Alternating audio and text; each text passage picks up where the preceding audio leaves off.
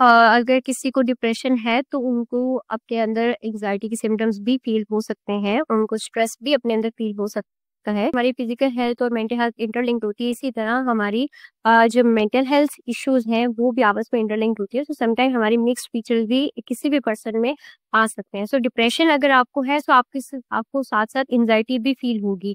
आपको फील होगा कि आपकी हार्ट बीट बहुत फास्ट हो गई, आपको ब्रीदिंग इशू भी हो सकते हैं। तो जो हमारी एंजाइटी की सिम्टम्स है वो समटाइम हमें अपने डिप्रेशन के फेज में भी आते हैं, और समटाइम ये होता है कि डिप्रेशन के दौरान ही एंजाइटी अटैक्स भी अक्सर जो है आ जाते हैं। जैसे हमने पहले बात की कि अगर हम टाइमली ट्रीटमेंट नहीं ले रहे तो एक मेंटल हेल्थ इशू लीड करेगा हमारे बाकी मेंटल हेल्थ इश्यूज की तरफ। तो इसी तरह ये जो माइल्ड से शुरू होता है और फिर वो सिवियरिटी की तरफ जाना शुरू कर देता है। तो ये एक बेसिक रीजन होती है। और एक मेंटल हेल्थ प्रॉब्लम अगर है, जैसे कि इसमें थोड़ा सा मैं ये भी ऐड कर दूं कि अगर किसी को डिप्रेशन है और वो किसी भी रीजन की वजह से ट्रीटमेंट नहीं ले पाए, तो उससे होता क्या है कि आगे चल के उनमें साइकोसिस के सिम्टम्स भी आना शुरू हो जाते हैं ड्यू टू डिप्रेशन, क्योंकि वो कंटिन्यू रहता है।